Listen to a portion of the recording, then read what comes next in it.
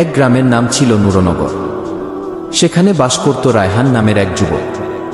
ছোটবেলায় তার মা বাবা তাকে কুরআন শিখিয়েছিল, কিন্তু বড় হওয়ার পর সে নামাজ ছেড়ে দিয়ে ভুল পথে চলে যায়।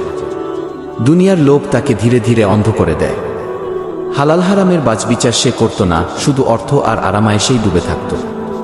একদিন গ্রামের মসজিদের ইমাম সাহেব তার সঙ্গে দেখা করে বললেন, বেটা, আল্লাহ কখনো কাউকে ফেলে দেন না। তুমি যত দূরে গিয়েছ ততটাই আল্লাহর দিকে ফিরে আসতে পারো। এই কথাগুলো যেন রায়হানের হৃদয়ে আগুন ধরিয়ে দিন।